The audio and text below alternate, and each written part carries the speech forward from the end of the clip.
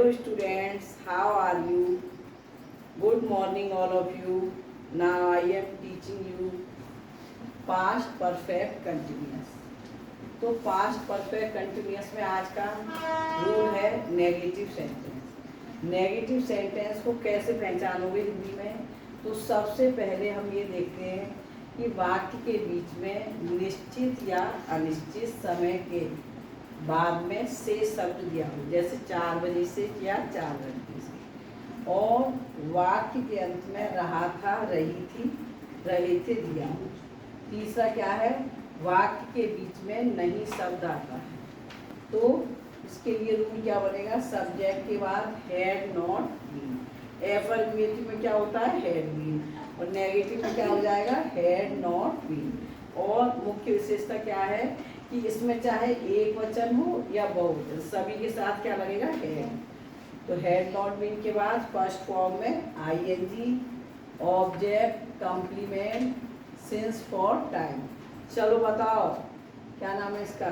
Since किसके साथ लगता है? हर्ष, दिवाकर तुम बताओ, परी तुम बताओ। सिंस लगता है निश्चित समय के बाद, निश्चित समय से पहले, जैसे 2 बजे से है, मंगलवार से, सोमवार से, मार्च से, 2025 से, तो ये समय क्या है? निश्चित है। और फॉर किससे लगता है? अनिश्चित समय। अनिश्चित समय कौन कौन से होते हैं लड्डू?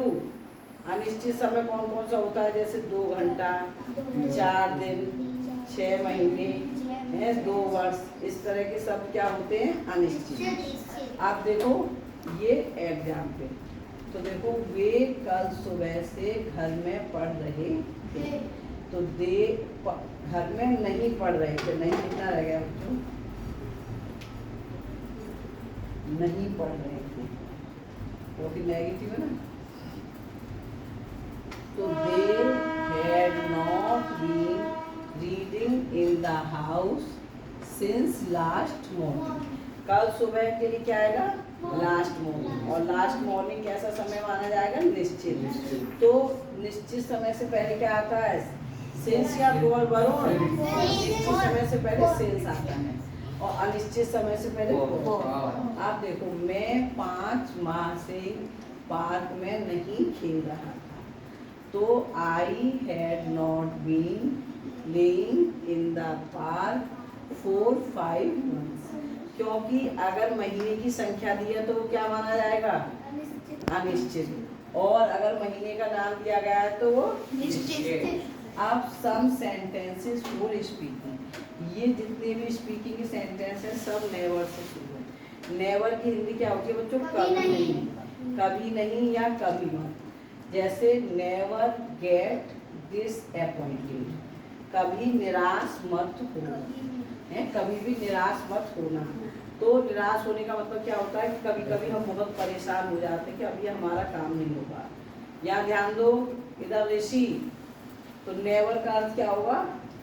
कभी नहीं, है ना। आप देखो, नेवर लाफ एट एनीवन, कभी किसी पर हंसना नहीं, या कभी किसी पर मत हंसो। जैसे क्या होता है, कोई गिर जाता है तो हम हा हा हा हंसने लगते हैं, किसी की चोट लग जाती है तो हम हंसते हैं, या कोई हमारा दोस्त नहीं है वो उसके नंबर कम आ जाए तो हंसते हैं। तो ये क्या होता है? गलत होता है। भगवान नाराज होकर हमको भी उसी तरह का कष्ट देते हैं। अब है नेवर रिसोर्ट टू वायलेंस। तो नेवर रिसोर्ट टू वायलेंस की हिंदी क्या है बच्चों? कभी हिंसा के मार्ग का सहारा मत लेना। हिंसा के मार्ग का मतलब क्या होता है? मारपीट करना, एक दूसरे को मारना। किसी की लड़ाई हो जाए थोड़ी बहुत तो तुम भी उस लड़ाई में लड़ाई करने लगो, तो उसको कहते हैं। आप देखो इधर, never under estimate your enemy, इसका भावार्थ समझो, अपने दुश्मन को कभी कम मत समझना। जैसे कि वो तुमसे कम क्लास का है या पतला है, तुम तंदुरुस्त हो, तो तुम सोचो अरे इसको तो मैं गिरा दूँगी, तो ऐसा नहीं समझना चाहिए, है ना।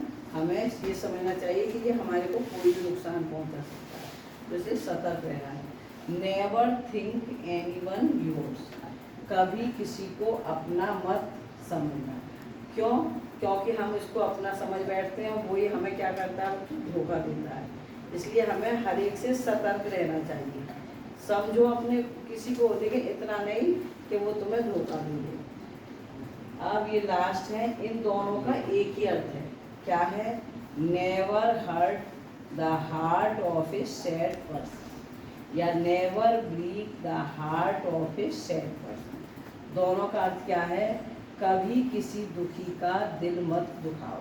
जैसे कोई व्यक्ति परेशान है ना, और तुम उसको और परेशान करोगे तो क्या होगा? भगवान आपसे नाराज होंगे, आपको दंड